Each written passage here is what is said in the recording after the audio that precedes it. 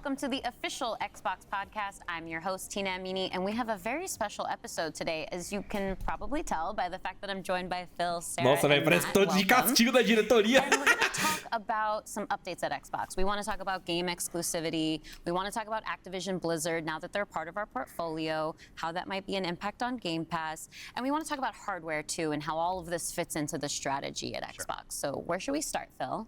Well, when we originally had planned for the show, starting back in December, I think we probably would have started with Activision Blizzard, maybe talked a little bit about the exclusivity with some of the news coming up, and then hardware.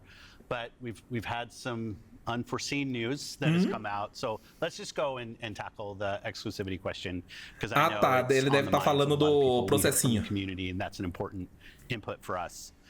So we made the decision that we're going to take Respirou 4 games to the other consoles, just 4 games. Not a change to our kind of fundamental exclusive strategy. It is, we're making this decision for some specific reasons. We make every decision really with the long-term health of Xbox in mind. And long-term health of Xbox means a growing platform, our games performing, building the best platform for creators, reaching as many players as we can. We're always looking to learn as a leadership team and to grow. And we think this is an interesting point in time for us to use what some of the other platforms have right now to help grow our franchises. So we're going to do that. So these 4 titles, what are they? Can you say? I'm not going to name those games. The teams that are building those games have announced plans that are not too far away. As we know, game teams put a lot of energy into their announcements with the partners. So I don't want to take anything away from those teams. So I won't be talking about the titles specifically, but I think when they come out, it'll make sense. Can we say if either of those titles are Starfield or Indiana Jones? They are not Starfield or Indiana Jones. Well, what was the criteria Então, Starfield e Indiana Jones não vão pro PlayStation. About selecting those 4 titles? Let me start a little bit outside of that, and then I'll get to the 4 specific games that we're talking about right now. Because the fundamental decision driver for any decision that we make, anything we're going to talk about today, is the long-term health of Xbox. That we're running a growing platform that is reaching more players, that our games are having as much success as possible. And I do have a fundamental belief that over the next 5 or 10 years, exclusive games that are exclusive to one piece of hardware, are going to be a smaller and smaller part of the game industry. And that's not some great insight, because if you look at the last 10 years and what the biggest games are today, it's a natural place. Whether it's one console and PC, multiple consoles, mobile console and PC, you see big games landing on multiple platforms. And we want to be a great platform for creators that are trying to realize that potential. But now back to the specifics of the question on these four specific titles. We looked at games that are over a year old, so they've been on Xbox and PC for a while. A couple of the games are community-driven games, new games that kind of first iterations of a franchise that have reached their full potential, I'd say, on Xbox and PC. There's always growth. Franchises that we obviously want to continue to invest in. Part of having the ability to continue to invest is that the businesses behind those franchises continue. We think it's important that these service-based games that have communities behind them, that they can have confidence that they're going to exist in the future. So 2 of them, kind of community-driven games that will end up on other platforms and give us the ability to continue to invest in them. We think that's great for the business and great for the communities, more players to play with. Olha, teve rumores dizendo que até Gears e Halo ia virar multi, tá? Não sei se é deles que ele tá falando. Kind of platform exclusives and all the fanfare that goes around that. But games that our teams really wanted to go build, that we love supporting creative endeavors across our studios, regardless of size. And as they've realized their full potential on Xbox and PC, we see an opportunity to utilize the other platforms as a place to just drive more business value out of those games, allowing us to invest in maybe future iterations of those, so sequels to those, or just other games like that in our portfolio. And when we don't damage Xbox and we can grow our business using what other platforms have and to help us with that, we're going to do that. And that's really the story behind these 4 games. And last thing I'll say, looking forward, I think there are there is an interesting story for us of introducing Xbox franchises to players on other platforms to get them more interested in Xbox. We think there's a good brand value for Xbox there. So 4 games, no promise beyond that. So if you're on those other platforms and you see these 4 games coming, please don't take it as some signal that everything's coming. It's not. And we're going to learn. Então é isso, 4 jogos vão ser praticamente um teste aí que eles vão fazer e não falaram as plataformas, mas assim, eles já tinham lançado pro Switch. Já tá falando desse jeito é porque vai pro Play 5. No fundamental change to how we think about exclusivity. We just came out of Developer Direct, which was an awesome show, where we showed great games that are coming to Xbox and PC and cloud, which really makes them accessible to hundreds of millions of people. So it's this kind of we're really focused on a couple platforms and what's going to show up there. But our key of play the games you want with the people you want, anywhere you want, when everybody plays, we all win. These have been part of our strategy for years and will continue to be. Our focus is on how do we continue to grow the games industry by reaching more players in more places, and how do we grow Xbox as part of that. Xbox is a hardware platform, Xbox is a publisher of great games, and Xbox as a platform for the world's best creators. And then knowing that, how do we think about our first-party games and Game Pass? Vai ser dessa vez que o Xbox vai de cega. What Phil just said, one thing I would add, as you were talking about growth, is just that we've sort of seen this inversion over the last 5 years where it used to be that the platform was the biggest thing. That's right. And the games would sort of tuck in within the platform. Today, big games like a Roblox or a Fortnite could actually be bigger than any one platform. And that really has changed the way that we think about things. So in the midst of all that, I think we at First Party can come back to sort of some core principles. First, that all of our games will be on the Xbox platform. Second, all of our games will go into Game Pass on day 1. And third, we know that Game Pass will only be available on Xbox. So there's sort of starting points. Então não vai mudar nada no Game Pass. Isso daí era quem tava mais me incomodando, viu? You can play that only can be found on Xbox. And at the same time, we want to bring more of our games to more players. So we're going to continue to look at that. Kind of moving aside, though, from some of those and thinking more about what does it really mean for the player, to me, the 2 key things are cross-play and cross-save. Those things allow us to deliver on the promise of Xbox, which is play with your friends where they are, play on the devices you want, play the games you want. So that is really only possible at a practical level when you know that your saves and your player are going to be able to move across all those parts. So not all of our games today are necessarily built to take advantage of that. There still will be some games that don't. As we bring more teams into the Xbox family, there's some catch up to do as we get there. But that cross-play, cross-save is like so fundamental to what we're doing, and I think is something that we as First Party get such a good benefit from being so close to the platform.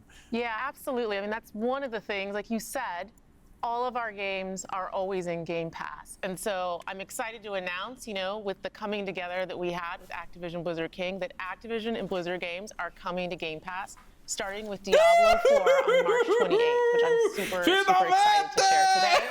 And it's all part of our Era isso que eu queria, velho. Era isso que eu mais queria. Nossa. Experience and the games that we build is widely available. Aí sim valeu a pena essa aquisição. Aí sim. Só o Diablo tá bom, nem preciso do resto. Pode jogar no lixo o resto. Só o Diablo tá bom. Phil, you mentioned at the top this isn't really a change in strategy for us. Can you recap for me how it isn't?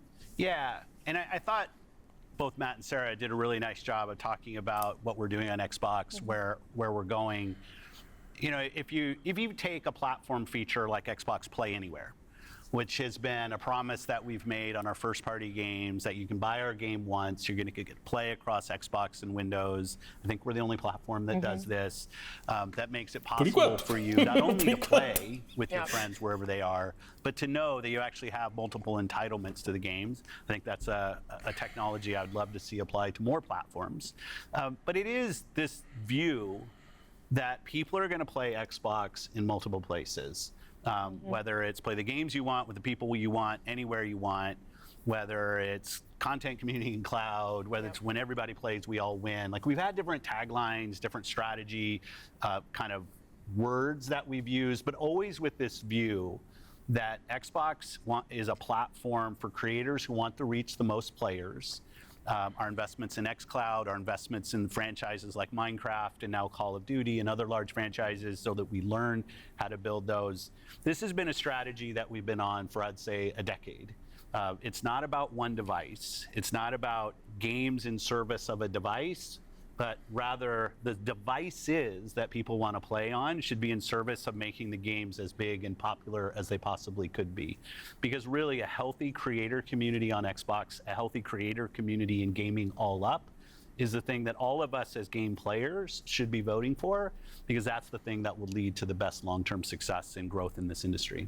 And my understanding, just from listening and learning from you three over the past few weeks, just understanding what's happening with Xbox, is that we see trends with player behavior where people are playing on multiple devices. That is the reality. And we have put some games out on multiple platforms before. So my understanding is that that's been good for players. How does that come back to the business with all of that in mind?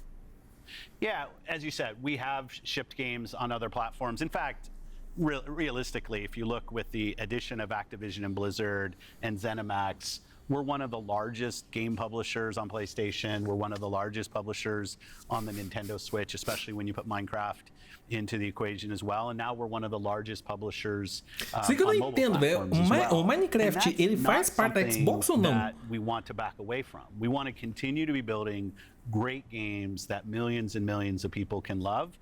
And that they can play those games where they want to go play. But we do understand the business success. Então, que antes não fazia, eles colocavam como Microsoft, só não colocava Xbox. Da última vez que eu pesquisei já estava lá o Xbox, aí eu fiquei na dúvida. Companies that we play video games from is a world of you got to be growing your business. Growth in our Xbox business is critical to the long-term health of Xbox. Many people know I've been on Xbox for over 20 years.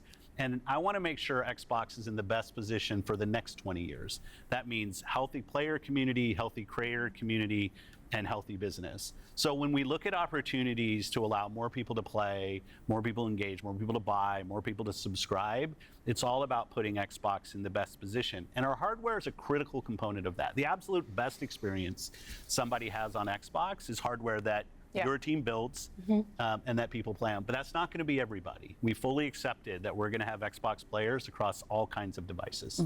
So I think a lot of people think about 2023 as this incredible year for gaming. And in a lot of ways it was. There were some really amazing releases that I think we all enjoyed.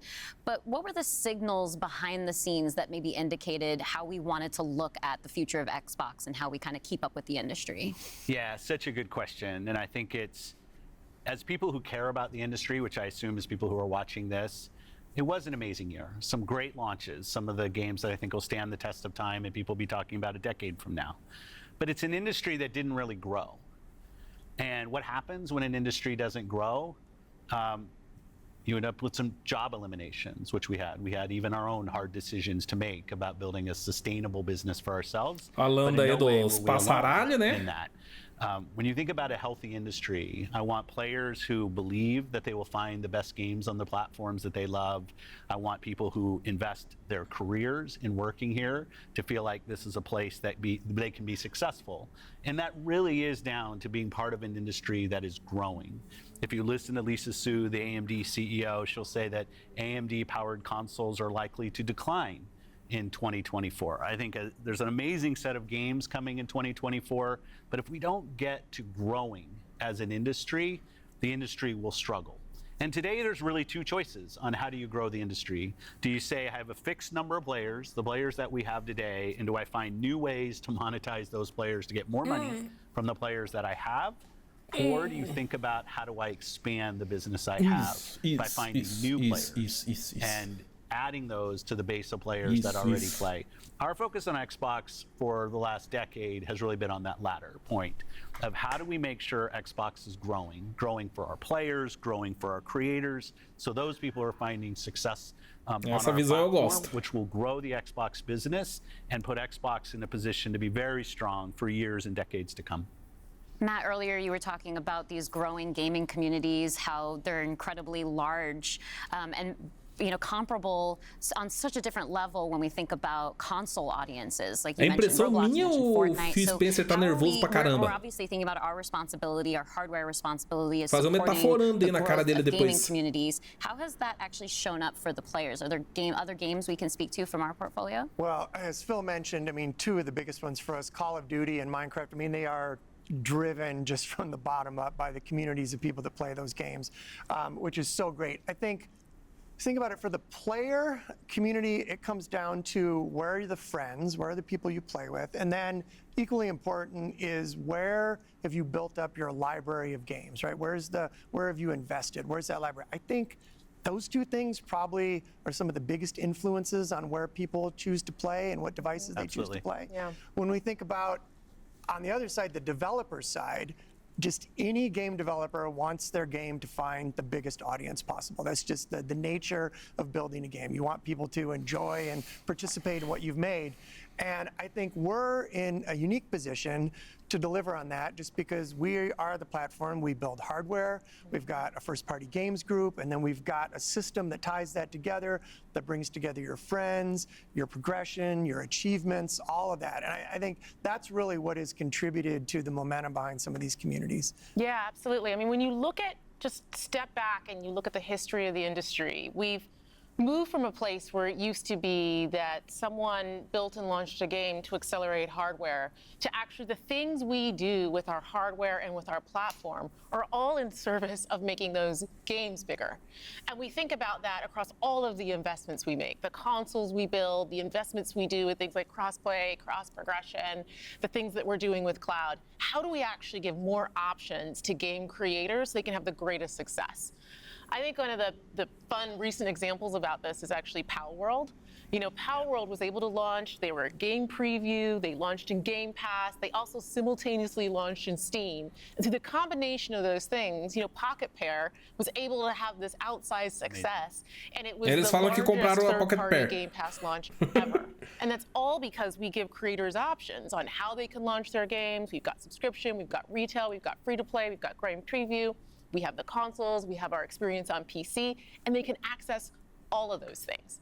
And when we step back and we just look at the performance of our platform all up, we know it's working. We're at the highest level of users on console, the highest level of users on PC, the highest level of users on cloud ever. We have double-digit growth rate on PC and cloud, places where we're enabling creators to actually reach new players beyond the console ecosystem. And that's why we're leaning into it and doing more, because we see all those signals. So we're talking about the role that hardware plays for creators, for the games and those communities. What about the role that hardware plays for us as a business, for Xbox? When we look at our hardware, it really is, and Phil said this earlier, it's where you get like the most flagship seminal experience of Xbox. And it also represents a developer target. Our developers can build the specs of our hardware, and we invest to make sure they know when they do that the games are going to run great on our hardware, but they're also going to be able to be accessed across any screen because of all the other investments we make. So we're giving them an easy way to access as many players as possible. And we actually have more creators right now building for Xbox than ever before, by nature, thousands of them, by nature of those investments. And we got more to come. There's some exciting stuff coming out in hardware that we're going to share this holiday, and we're also invested in the next generation roadmap. And what we're really focused on there Já estão falando da próxima the geração, largest technical leap you will have ever seen in a né? hardware generation, which makes it better for players and better for Essa creators geração and nem the não visions deu that no they're couro building. ainda, já vamos falar da And then when próxima we're talking about geração. hardware too, there's these other considerations that are really important to our community, probably to each one of ourselves as well. When you talk faz about sentido. library, because I want to dig in on that a little bit more. You know, as we talk about cloud in the wider entertainment industry, there's conversations about streaming. How is that impacting how I own my content that I've invested in? So what can we say about our stance Tô achando around game muito preservation? interessante que eles estão tratando one of os the jogos highlights como for me of being in this position conteúdo was e getting to stand on os stage when we desenvolvedores announced como that criadores. coming to Xbox One. Like, it was fantastic. People were reading the teleprompter. Interessante os termos que eles estão usando. Reader, and just feeling the energy in the auditorium as we were saying that and online. You know, one of the cues I think us as being part of Microsoft take is looking at Windows and how Windows over decades has maintained software compatibility with things that are built on it.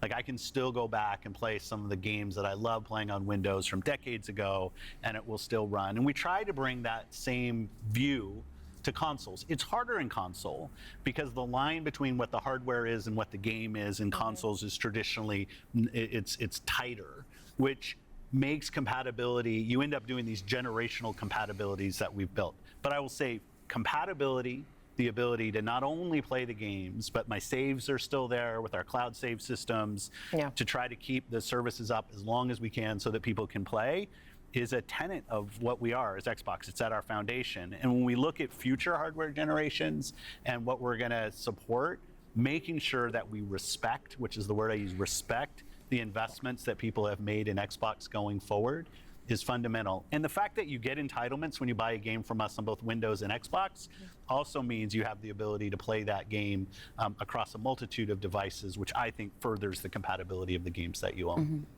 Can we go back to what Xbox stands for today? I think we've pretty much covered all of the elements, but if you could break it down for me.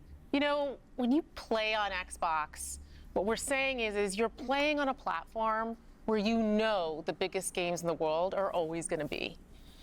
You're playing on a platform where you get to access Game Pass. Nossa, fala dos maiores jogos, bota Minecraft e Dungeon. Will always launch in Game Pass day one.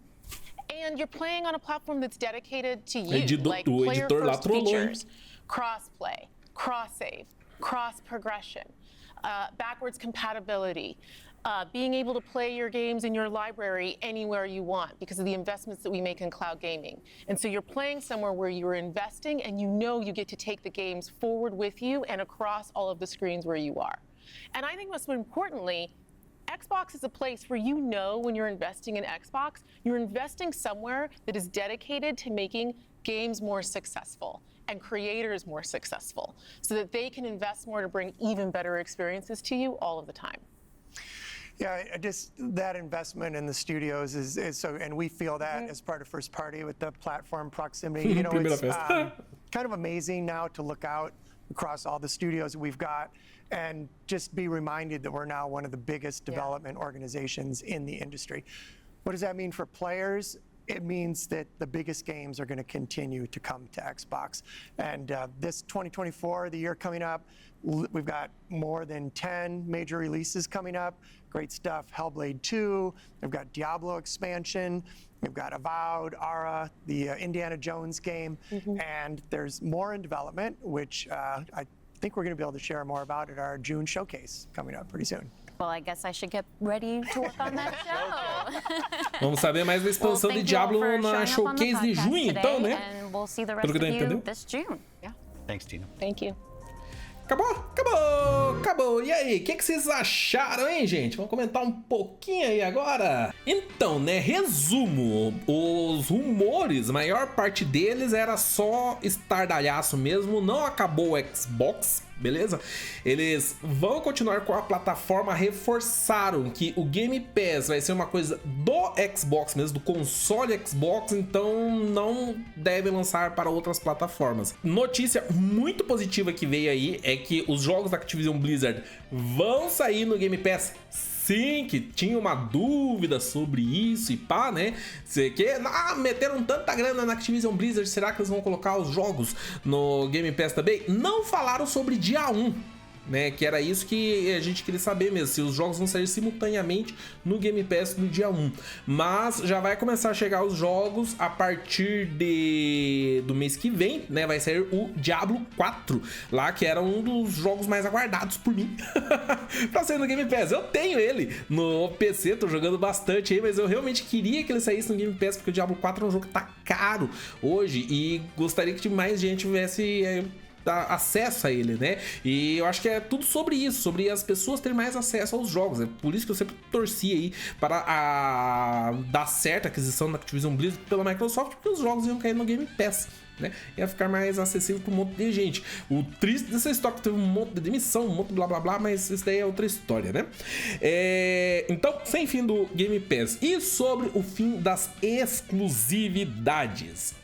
falou que os jogos vão continuar sim sendo exclusivos, porém eles vão lançar 4 jogos para outras plataformas, que não são nem Indiana Jones nem Starfield, né? O Phil Spencer comentou que eram jogos que já tinha mais de um ano, né, na praça aí, e que eles já tinham pegado todo o potencial que eles poderiam pegar dentro das plataformas Xbox, e eles queriam soltar para outras plataformas para tornar esses jogos maiores, né? O que deu para entender foi mais ou menos essa a estratégia aí, colocar em outras plataformas para reforçar, né, para aumentar o prestígio da marca, né? E atrair mais jogadores para esses jogos. Quais jogos serão esses? Comentem pra gente o que vocês acham, tá? Hi-Fi Rush, eu acho que é certeza que vai, tá? Tiveram especulações que iria ter Gears e Halo saindo, mas esse eu duvido um pouco mais. Forza, ele falou de jogos com mais de um ano, né? Se fosse assim, então seria o Forza Horizon, não o Forza Motorsport que saiu agora, né? Falaram de... Sea of Thieves. Sea of Thieves é bem provável que saia. Verdade, Sea of Thieves, estava esquecendo dele. O Killer Instinct é um jogo que tá meio, né, já fez 10 anos aí. Pode até sair, mas eu não sei se seria esse daí não, tá? Que ele tava contando nos 4. Sea of Thieves eu acho que tem uma possibilidade bem maior. Eu acho que os mais certeiros aí seria Sea of Thieves e Hi-Fi Rush. Eu acho que esses são os mais certeiros que vão sair, tá? E pelo que ele falou... tá? Eu senti uma cara de vai sair pra PlayStation 5 sim, porque eles já lançaram jogos pro Switch, não ia ter todo esse drama se fosse pra lançar jogo pro Nintendo Switch, né? Nintendo Switch a gente sempre fala, não é concorrente do Xbox, não é concorrente do PlayStation, né? Lança lá e pô, cabe e lança, né? Lançaram o Ori, lançaram o Cuphead, lançaram mais algumas coisas lá, né? No Switch, então... falaram de uma nova geração ali, fiquei decepcionado porque pra mim essa geração não teve tanto impacto, é isso daí, o Anônimo mandou esse pix, né, e sim, eles comentaram da nova geração, também fiquei, pô, caramba, velho, essa geração nem dando cor ainda, o que eles vão querer aí já falar de nova geração, mas faz sentido, tá, depois eu pensei um pouquinho, né, faz sentido sim, porque... eles comentaram isso, porque tava aí, né, todos os rumores que o Xbox ia acabar como um console, né, o console ia findar e Xbox ia virar multi. Eles comentando que eles tinham planos para a próxima geração, tipo, muito prematuramente, já iria afastar da cabeça da galera essa ideia de que eles iam desistir de consoles. Beleza? Eu imagino que foi por isso que eles mencionaram aí próxima geração já. Então foi assim, do nadaço, do nadaço. Já temos aí a primeira informação oficial de Next Gen de 10ª geração. Quer dizer, vai ter o Switch 2, né? Switch 2 também, não sabemos o nome dele ainda, mas o Switch 2 vai ser 10ª geração, vai ser 9ª geração, sei lá qual a geração, a Nintendo tá nas próprias gerações lá, né? Então a gente já tem o primeiro comentário sobre 10ª geração aí, ok? Ah não, a Nintendo não oficializou, né? A Nintendo não oficializou ainda o próximo console deles, então realmente a Microsoft queimou a largada aí e já anunciou a próxima geração. Nem tem jogo direto dessa geração, cara. Os caras já estão aí bloqueando, pots. Vamos lá então. Então é isso, né? O pessoal tá falando. Falaram, não falaram nada. Sim, eles falaram, tá? Eles botaram fim nos rumores ou reforçaram alguns, né? Vão ter jogos da Microsoft, sim, para o PlayStation. Quer dizer, para o PlayStation não, para outras plataformas, para outros consoles. Mas isso daí eles vão lançar alguns como um teste, vão ver o que rola e depois vão ver se compensa, né? Sei lá. Então, a princípio vão ser 4 jogos, depois eles vão ver, beleza? Eles vão ver o que vai dar com esses 4 jogos e o futuro mesmo, a gente vai ver o que vai acontecer. Não acabou o Xbox, já até comentaram aí uma nova geração, jogos da Activision Blizzard chegando no Game Pass. Não falaram de dia 1, mas Diablão já vai chegar aí, então a gente já pode ficar um pouco mais animado, né? Nishino, obrigado pelo superchat. Sony falou que PlayStation 5 tá na reta final. O PlayStation 5 ele tá chegando na metade da geração, né? Então ele vai entrar pra reta final, realmente. Essa reta final uns 2, 3 anos, espero, né? Pelo menos. Sobre os 4 jogos, né, que vão ser multi, o pessoal do chat tava comentando do Killer Instinct. É uma possibilidade que eles reeditaram o Killer Instinct agora, né? Mas Killer Instinct já tem 10 anos, que seria bacana se lançasse para outras plataformas. Acho que não iam reclamar não, né? Mas eu acho que ia ser melhor do que outra possibilidade que estavam comentando lá do Redfall. O jogo dos vampiros lá, que assim, foi diz que depois do último update que lançaram pro Redfall ele ficou melhor, né? Mas eu não sei se era o jogo, assim, que ia fazer muita diferença pra Microsoft, sabe? Tipo, se eles fossem lançar tudo que tem, né, para as outras plataformas, beleza, o Redfall vai junto. Mas assim, eles estão praticamente escolhendo 4 jogos para representar o Xbox em outras plataformas. Redfall não é um que eu escolheria. Eu não escolheria o Redfall. Isso tá bom. É uma possibilidade, sim.